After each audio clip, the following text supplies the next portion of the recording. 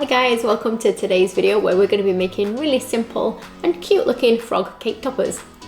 I made these little guys for Cake International for the Saracino stand, and we are going to be making them using Saracino modelling paste, and of course you can use whatever modelling paste you fancy, but I do like this one.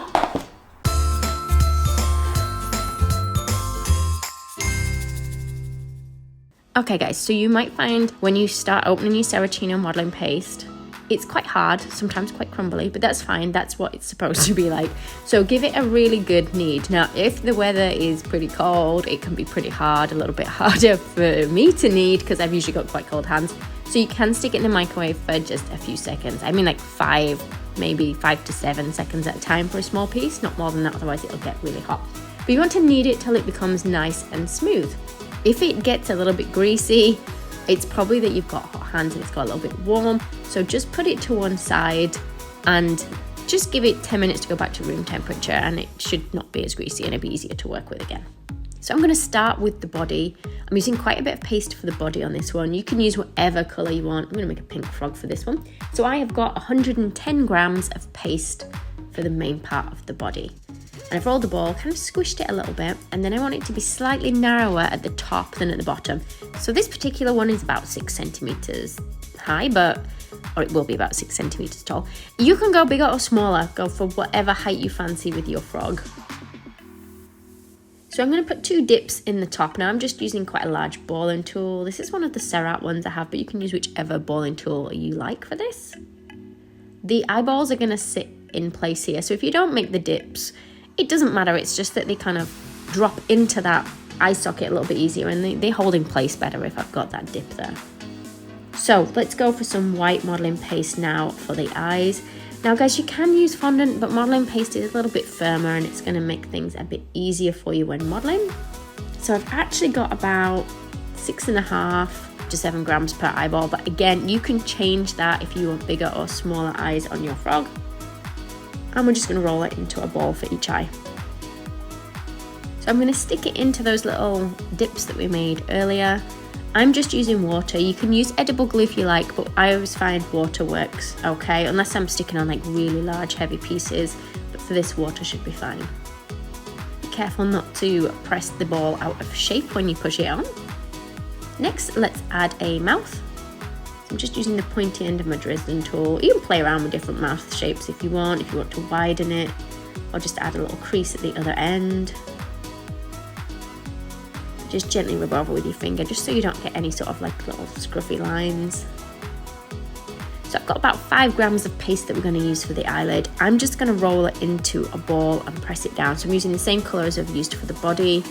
I suppose you could do different eye colours if you want. Also, if you've got a circle cutter, you can use a circle cutter. I was just lazy by rolling it into a ball and squashing it. You're going to get a thinner sort of eyelid if you use a rolling pin and roll it and cut it with a cutter. But you're going to cut that into 2 semicircles. Just check they're about the same size each. And then we're going to put them over the eye. So I'm going to start at the back, so the back is kind of lined up. Can you see there? And just push it against the body so we know we don't have a gap between the eyelid and the right eyeball. And that's the straight edge that's gone on there. The curve is towards the top. And then just gently pull that curve around. Like so. Do the same on the other one. So can you see that corner of the eye there that I pushed on first? The further forward you push that, the angrier they tend to look. So don't bring that first bit too far forward, unless you want them looking angry. Okay, we're going to take a little bit of black and I'm going to roll this out for the pupils in the eyes. If it sticks to your board, just use a little bit of cornflour. And then we can use some circle cutters. Now the size of the pupils is entirely up to you with what you like the look of. I'm going to show you like what it looks like with a small one. You can see the one on my left on the screen has got much bigger pupils. Again, just changes the look of them. At the moment, it reminds me of one of those characters from the program Trapdoor. I don't know if you guys remember that program. It used to be on when I was a kid. So let's see what it looks like with a larger pupil as well. I mean, if you want, you can leave it with one of each. I think I prefer the larger one, so let's stick them in there. And you can play around with the positioning. You know, you might have it looking towards the middle, going cross-eyed, or towards the side. So So once you've decided your positioning, you can stick them in. You can use a little bit of water. You might find that if you've got hot hands and your paste is quite sticky, it's kind of clung to the eye without water, that's fine. If you've got water on it, it's a little bit more secure.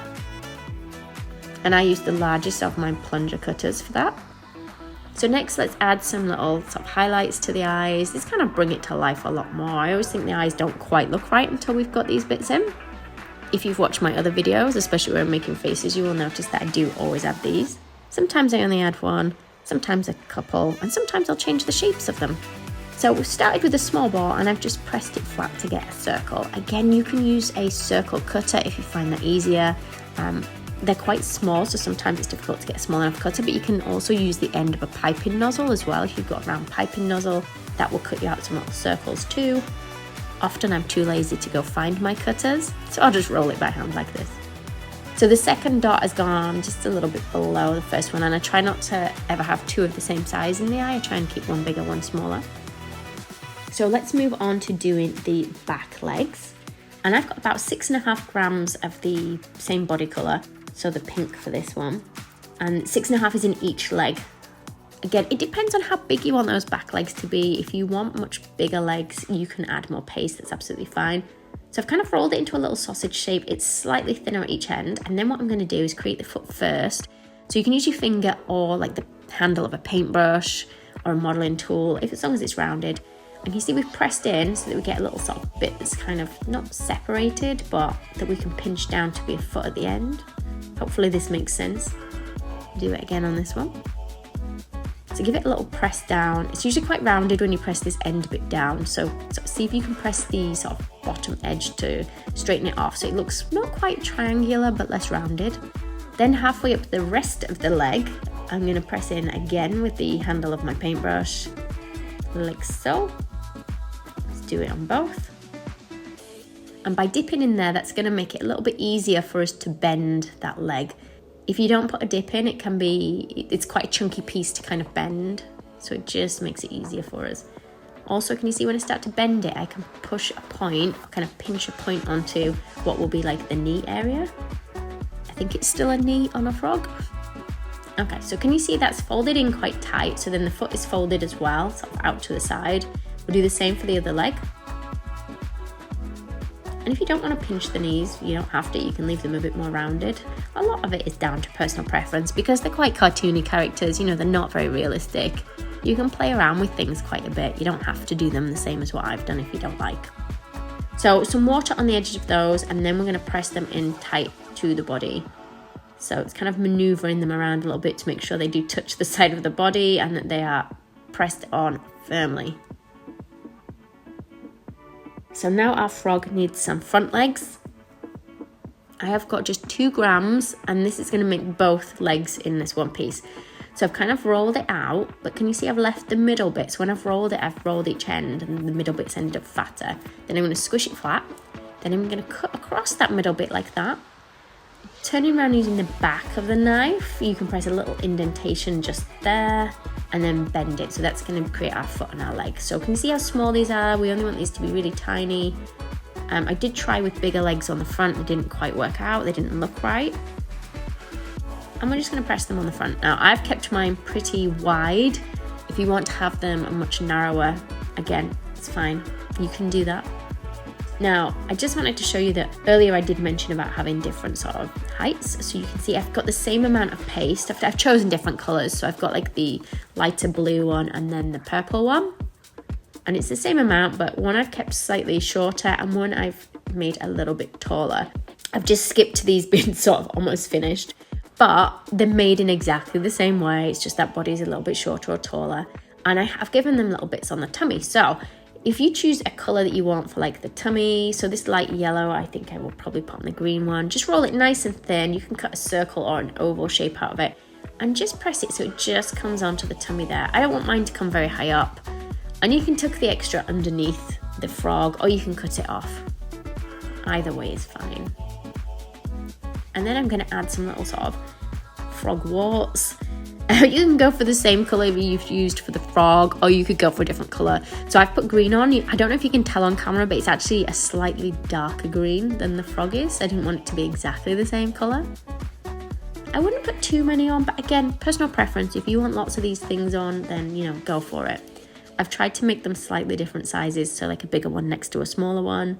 And then literally just balls of the modelling paste pressed on. I have put some water under there to keep them in place. Try not to get too much water everywhere, because you can see it does leave a slightly shiny mark. I will just dab it off with my finger if I've put too much on with the water. Okay, so let's just give a tummy to this other one. So you can see I'm just repeating and doing the same things now on these frogs, but have a play around with different colours, different shapes of them. I think they make really cute characters. We've kept them nice and simple because we were making these over on the Saraceno stand. So if you didn't get a chance to have a go at it, then hopefully this video will be of use to you and you can make your own now at home. Or even if you did get a chance to make these on the Saraceno stand, then hopefully this video will be like a good reminder for you, so that if you forget what you've learned on the stand, you can just rewatch this video and yeah, it'll just remind you of everything. Do you have a favourite, guys? Which do you prefer? I think I prefer the green one. Thanks for watching, guys. Don't forget to check out all my other YouTube tutorials as well. Also, I've got some videos on here of how we made the other little demonstration pieces that we showed on the Saraceno stand over at Cake International too. So be sure to check them all out. See you next time.